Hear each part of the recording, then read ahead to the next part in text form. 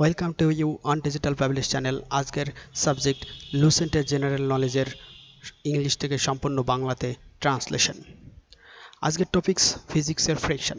চলো বেশি কথা না বলে শুরু করি আজকে ফ্রিকশনের ডেফিনেশন দিয়ে।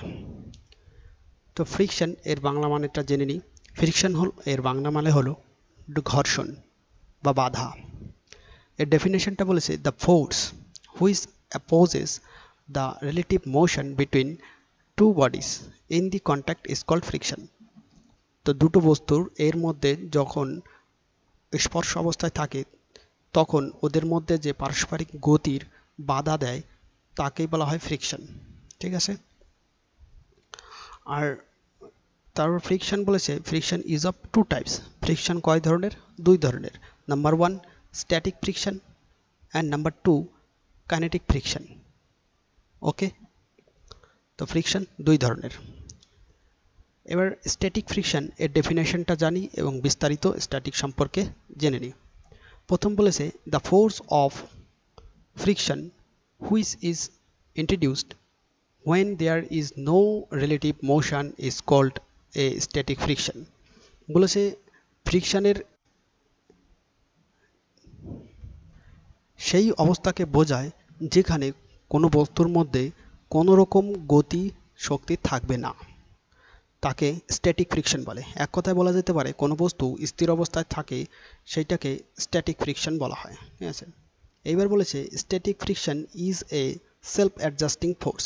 স্ট্যাটিক ফ্রিকশনটা একে নিজে নিজেই এর বলটা নিয়ন্ত্রণ করে থাকে। ঠিক আছে। ইটস ভ্যালু বিকামস ম্যাক্সিমাম, আর এর মানটা হতে পারে সর্বোচ্চ।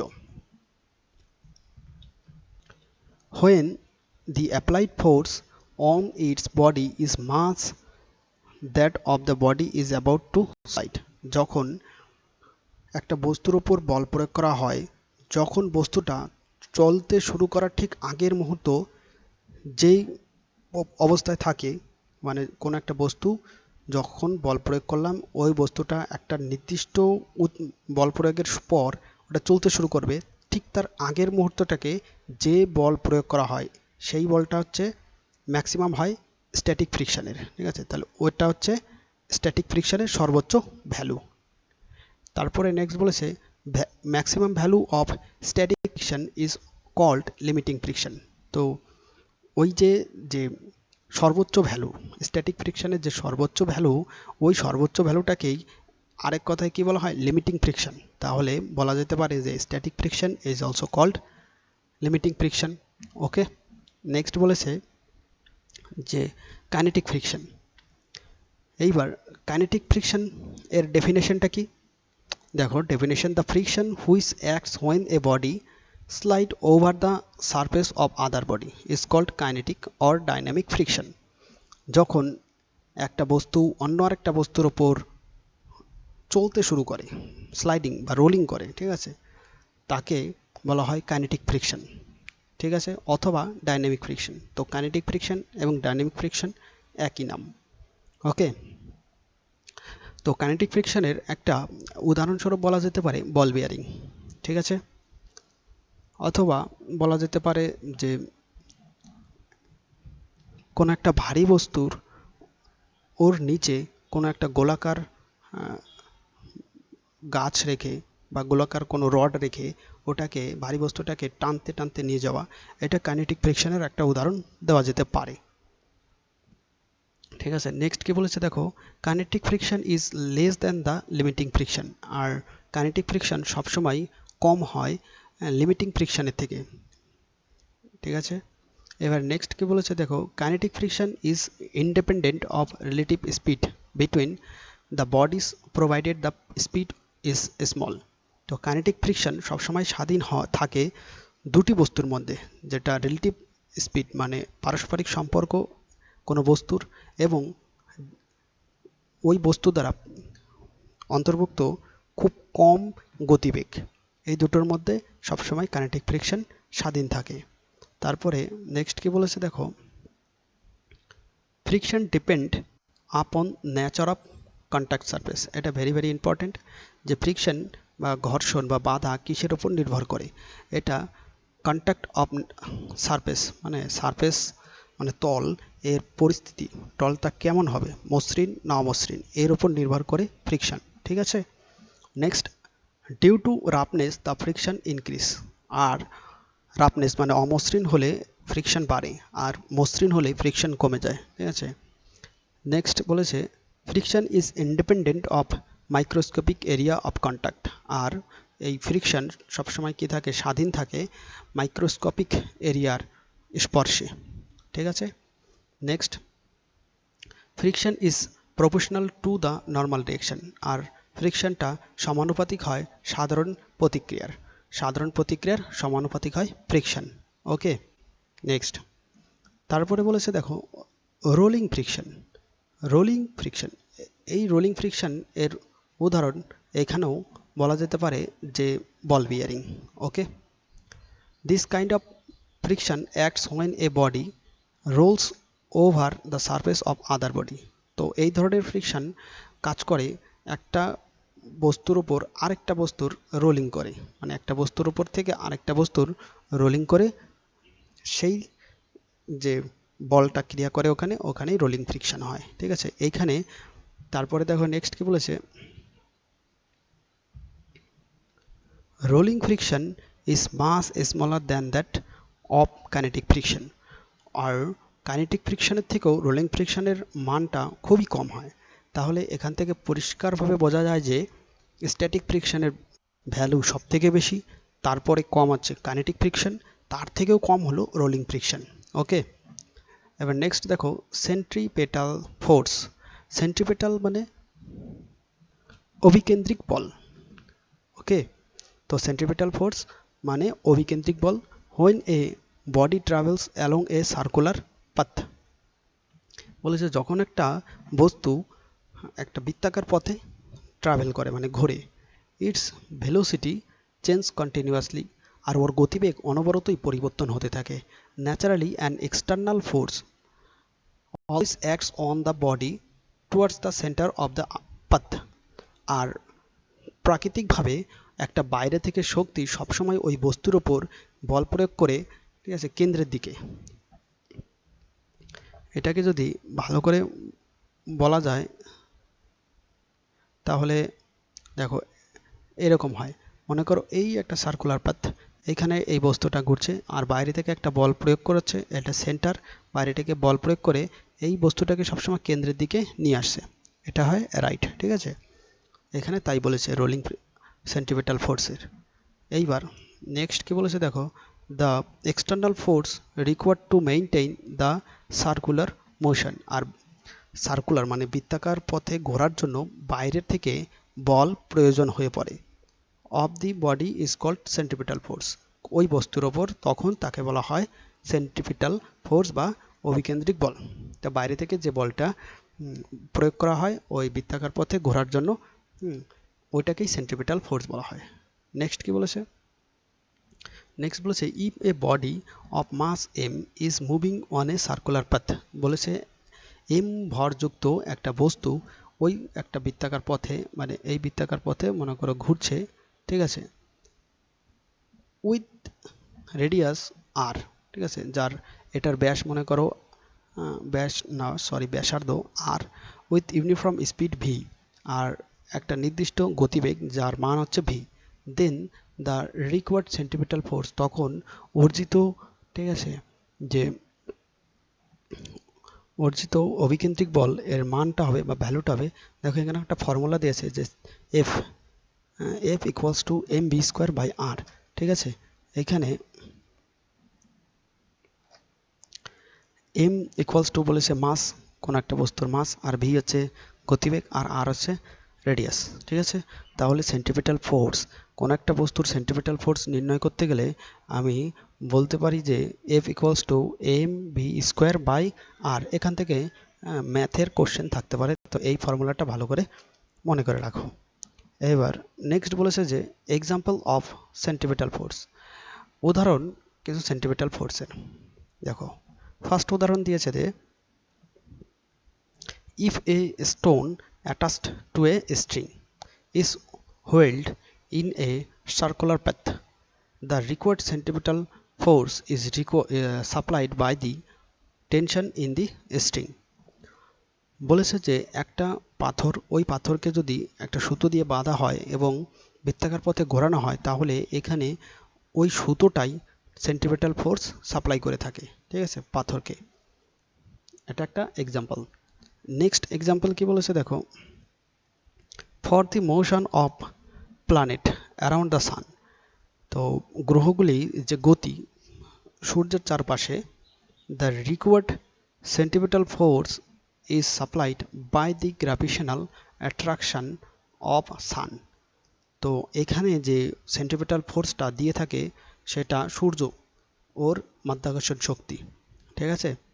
Next, for the motion of electron, ইলেকট্রনের যে গতি around the nucleus in an atom, পরমাণুর মধ্যে ইলেকট্রনের যে গতি, ঠিক আছে, সেটাও দেখো the required centripetal force is supplied by the, যে এখানেও যে অর্জিত সেন্ট্রিপেটাল ফোর্সটা দিয়ে থাকে কে, দেখো next, electrostatic attraction produced by the proton in the nucleus. ওই প্রোটন আছে নিউক্লিয়াসের মধ্যে, ওই প্রোটন কি করে, এই সেন্ট্রিপেটাল ফোর্স দিয়ে থাকে, ঠিক আছে। মনে করো এই একটা পরমাণু, এইখানে প্রোটন আছে আর এটা নিউট্রন আর এইখানে ইলেকট্রন। এবার ইলেকট্রন তো মাইনাস আর এটা প্লাস, তো এই প্রোটন কি করে, এর নিচের দিকে টানে, ঠিক আছে, প্রোটন ইলেকট্রনকে টানে। তো এই যে আকর্ষণ বলটা, এই আকর্ষণ বলটাই সেন্ট্রিপেটাল ফোর্সের মতো কাজ করে, ঠিক আছে। নেক্সট বলেছে দেখো, a cyclist negotiating a curve path bends it towards the center of the path so that the horizontal component of normal reaction on the cyclist is by the ground should supply the required centripetal force. আর একজন cyclist কি করে, যখন একটা বাঁকা পথে বাঁক নিতে যায় তখন কেন্দ্রের দিকে বেঁকে যায়, কারণ এখানেও এই সেন্ট্রিপেটাল ফোর্সটাই কাজ করে। আর এই সেন্ট্রিপেটাল সাপ্লাই মানে ফোর্সটা দিয়ে থাকে কে, ভূমি, ঠিক আছে, মাটি এর সাধারণ প্রতিক্রিয়ার মাধ্যমে উলম্বভাবে ওই সেন্ট্রিপেটাল ফোর্সটা দিয়ে থাকে, ঠিক আছে, অভিকেন্দ্রিক বল। তারপরে নেক্সট দেখো বলেছে, due to this reasons the outer edge of a curve road is raised. আর এই কারণের জন্য, যাতে সেন্ট্রিপেটাল ফোর্সটা ভালো হয়, ঠিক আছে, সেন্ট্রিপেটাল ফোর্সটা যাতে পায়, এর জন্য রাস্তার ওই বাঁকে কি করা হয়, বাইরের সাইডটা উঁচু করা থাকে আর যেখানে টার্ন নিচ্ছে সেই সাইডটা একটু নিচু করা থাকে, মানে ডাউন করা থাকে, ঠিক আছে, যাতে সেন্ট্রিপেটাল ফোর্সটা পায় ভালো। এইবার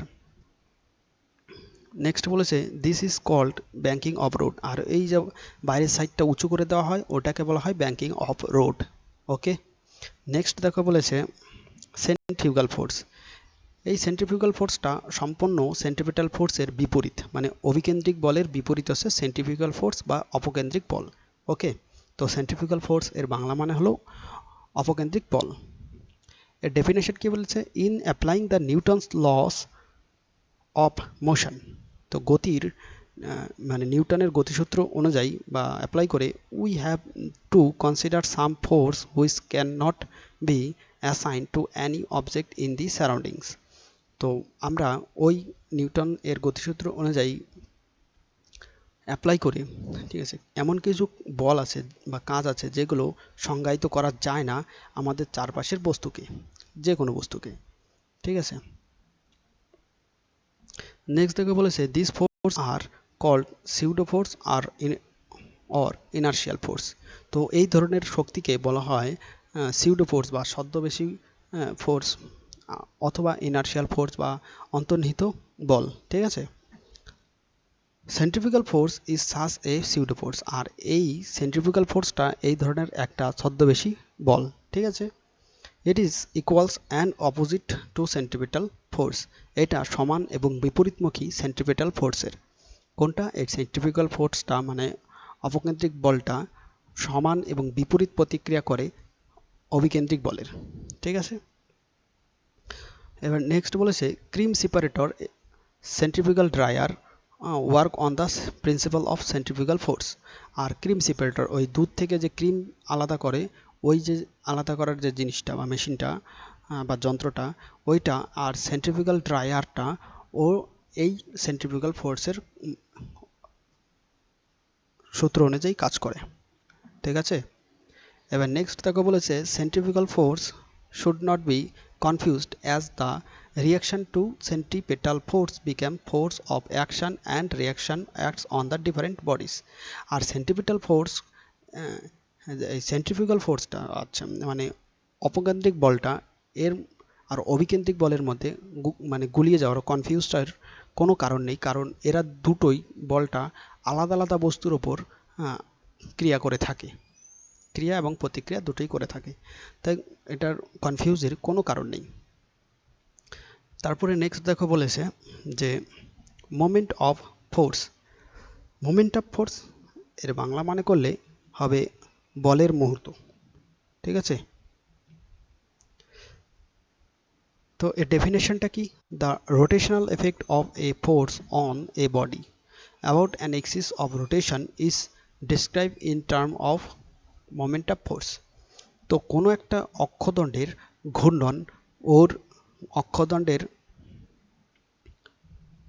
ওপর যে বল প্রয়োগ করা হয়, ঠিক আছে, বা ঘূর্ণন যে প্রতিক্রিয়াটা, এইটাকেই বলা হয় মোমেন্ট অফ ফোর্স। ঠিক আছে, এইবার নেক্সট কি বলেছে দেখো, moment of A force about an axis of rotation is measured.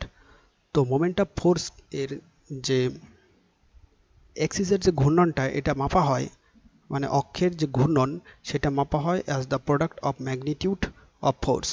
এটার গুণফল, কার কার গুণফল দিয়ে মাপা হয় দেখো, ম্যাগনিটিউড অফ ফোর্স, ঠিক আছে, বলের পরিমাপ, অ্যান্ড পারপেন্ডিকুলার ডিস্টেন্স, উলম্ব দূরত্ব of direction of force from the axis of rotation. ওই যে অক্ষদণ্ড যেখানে ঘুরছে তার থেকে দূরে যে উলম্ব যে দূরত্ব, যে বস্তুটা ওই ওর এক্সিসকে মানে অক্ষদণ্ডকে ঘোরাচ্ছে সেই দূরত্ব, আর ওই কতটা বল প্রয়োগ করা হচ্ছে তার গুণফলকেই দিয়ে এই মোমেন্ট অফ ফোর্স মাপা হয় বা মেজারমেন্ট করা হয়। এখানে দেখো এক কথায় বললে দাঁড়ায় যে moment of force equals to force মানে বল মাল্টিপ্লাই মোমেন্ট অফ আর্ম। হ্যাঁ, ওই যে আর্ম মানে অক্ষদণ্ডের যে বাহুটা ওইটার গুণফল আর বলের গুণফল করলেই মোমেন্ট অফ ফোর্স পাওয়া যাবে। তারপরে দেখো নেক্সট বলেছে যে এটা একটা ভেক্টর কোয়ান্টিটি। ঠিক আছে, it is a vector quantity, মানে এটা একটা ভেক্টর রাশি। আর its SI unit is newtons metre, আর এর এসআই একক কি? Newton metre. তাহলে কি বোঝা গেল যে মোমেন্ট অফ ফোর্স এটা হচ্ছে বল এবং মোমেন্ট অফ আর্ম এর গুণফল, আর এর এসআই একক হলো নিউটন মিটার, আর এটা একটা ভেক্টর রাশি। ঠিক আছে, নেক্সট দেখো বলেছে সেন্টার অফ গ্র্যাভিটি। ঠিক আছে, সেন্টার অফ গ্র্যাভিটি, তো সেন্টার অফ গ্র্যাভিটি মানে একটা বস্তু, মনে করো এই একটা বস্তু, এটা হচ্ছে এক্স এক্সিস আর এটা ওয়াই এক্সিস। ঠিক আছে, এই যে বিন্দুটা, এই এক্স এক্সিস আর ওয়াই এক্সিস যেখানে মিট করলো, এই মিটিং পয়েন্টটা, এই বস্তুটায় কি হবে, এর পুরো ওয়েটটা সাম্যাবস্থায় থাকবে এই বস্তুটার উপর সম্পূর্ণ একটা যদি বল প্রয়োগ করা হয়, এটাকে সেন্টার অফ গ্র্যাভিটি বলে থাকে। ঠিক আছে, চলো ডেফিনেশনটা দিই তাহলে ভালো বুঝতে পারবে। The centre of gravity of a body is that point through which the entire weight of a body acts।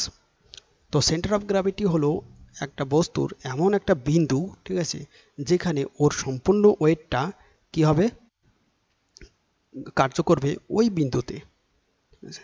Next বলেছে the centre of gravity of a body does not change with the change in orientation of the body in space.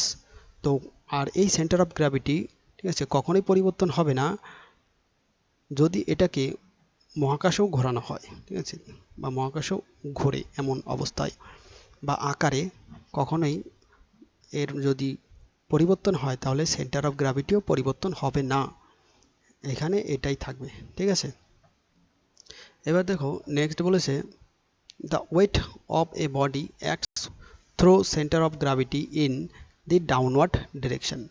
আর এই বস্তুটার যে ওজনের, ঠিক আছে, যে centre of gravity সবসময় ক্রিয়া করে কোন দিকে, নিচের দিকে, ঠিক আছে।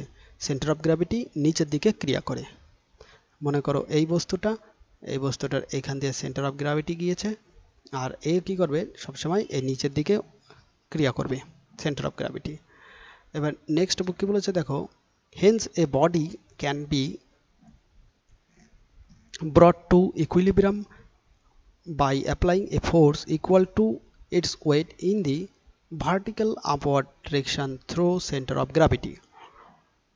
আর এই বস্তুটাকে সাম্যাবস্থায় আনা যায় যদি আমরা এইবার নিচ থেকে সেম বল প্রয়োগ করি, তাহলে এই বস্তুটা সাম্যাবস্থায় মানে স্থির অবস্থায় বা স্থিতাবস্থায় চলে আসবে, ঠিক আছে, বা স্থির অবস্থায় আসবে।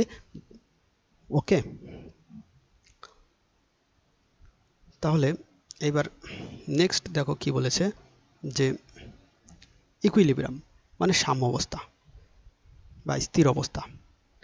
এইবার এর ডেফিনেশনটা দিই। If the resultant of all the force acting on a body is zero then body is said to be equilibrium. যদি এই যে ওপর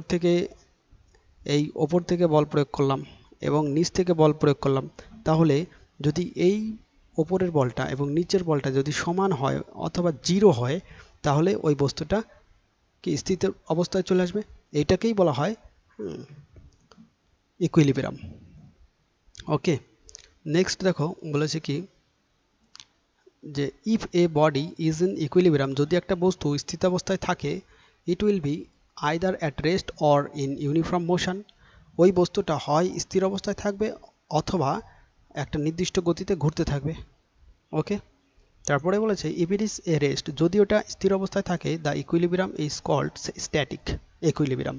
ঠিক আছে, যদি ওই বস্তুটা স্থির অবস্থায় থাকে তাহলে ওটাকে কি বলা হবে, যে স্ট্যাটিক ইকুইলিব্রিয়াম, আদারওয়াইজ ডাইনামিক, না হলে ওটাকে ডাইনামিক ইকুইলিব্রিয়াম বলা হবে।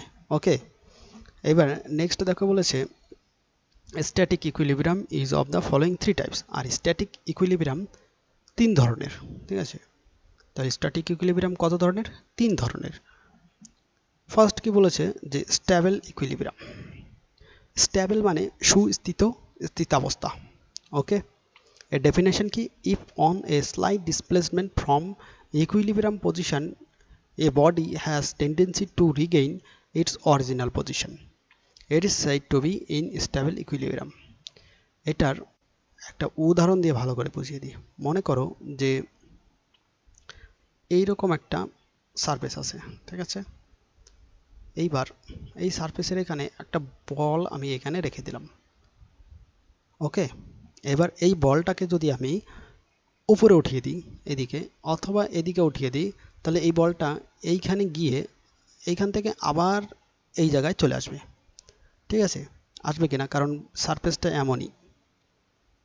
ওকে, তো এটাই বলেছে যে কোনো এটার হালকা যদি আমি এই বস্তুটার স্মরণ ঘটাই, তাহলে ওই স্মরণের পরে যদি আবার এই বস্তুটার এমন প্রবণতা থাকবে যে ওই বস্তুটা আবার আগের অরিজিনাল পজিশনেই চলে আসবে, তখন এই বস্তুটাকে বলা হবে স্ট্যাবল ইকুইলিব্রিয়াম। আর নেক্সট দেখো বলেছে আনস্ট্যাবল ইকুইলিব্রিয়াম মানে অসুস্থিত স্থিতাবস্থা। If and slight displacement from equilibrium position, যদি হালকা স্মরণ ঘটানো হয় ওর স্থিতাবস্থার পজিশন থেকে, a body moves in a direction of displacement and does not regain its original position. আর ওই বস্তুটা স্মরণের ওই দিকেই চলতে শুরু করবে আর কখনোই, ঠিক আছে, ওর অরিজিনাল পজিশনে ফিরে আসবে না। The equilibrium is said to be unstable equilibrium. তখন ওই ইকুইলিব্রিয়ামকে বা ওই স্থিতাবস্থাকেই তখন বলা হয় আনস্টেবল মানে অসুস্থিত স্থিতাবস্থা। ইন দিস ইকুইলিব্রিয়াম, আর এই মানে স্থিতাবস্থায় the centre of gravity of the body is at the highest position. আর ওই অবস্থায়, ঠিক আছে, বা আনস্টেবল ইকুইলিব্রিয়ামে কি হয়, ওর সেন্টার অফ গ্র্যাভিটি সর্বোচ্চ পজিশনে থাকে। ঠিক আছে, এর একটা উদাহরণ দিলে ভালো করে বুঝতে পারবে। তো এর উদাহরণস্বরূপ বলা যেতে পারে যে মনে করো যে একটা টেবিল, এই টেবিলের ওপর আমি এই কর্নারে একটা গ্লাস রেখে দিলাম। ঠিক আছে, এইবার আমি এই গ্লাসটাকে যদি হালকা এই সাইডে একটুও যদি কোনো কিছু দিয়ে আঘাত করি তাহলে গ্লাসটা কি টেবিলের এই কর্নার থেকে পড়ে যাবে এদিকে। তো পড়ে গেলে এ আর কখনোই এর আগের অবস্থায় ফিরে আসবে না, এ নিচেই পড়তে থাকবে আর অবশেষে নিচে পড়ে যাবে। তো এই ঘটনাটাকেই আমি আনস্টেবল ইকুইলিব্রিয়াম বলতে পারি। ওকে, নেক্সট দেখো কি বলেছে যে নিউট্রাল ইকুইলিব্রিয়াম। তো নিউট্রাল ইকুইলিব্রিয়াম এর ডেফিনেশনটা কি? If on slight displacement from equilibrium position, যদি ওর স্থিতাবস্থা থেকে হালকাও যদি সরণ হয়, a body has no tendency to come back, আর ওই বস্তুটার আর কোনো রকম প্রবণতাই থাকে না ওর অরিজিনাল পজিশনে ফিরে আসা।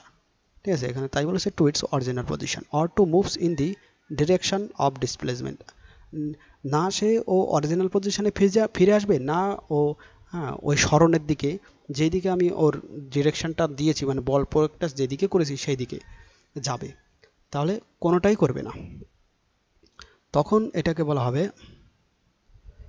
ইট is said to be an neutral equilibrium, তখন ওইটাকে বলা হবে নিউট্রাল ইকুইলিব্রিয়াম। ওকে, বোঝা গেল? তারপরে নেক্সট কি বলেছে যে ইন নিউট্রাল ইকুইলিব্রিয়াম, তো নিরপেক্ষ যে সমাবস্থা, it is the centre of gravity always remains at the same height. আর সেন্টার অফ গ্র্যাভিটি এই নিউট্রাল ইকুইলিব্রিয়ামে একটা নির্দিষ্ট উচ্চতায় থাকে।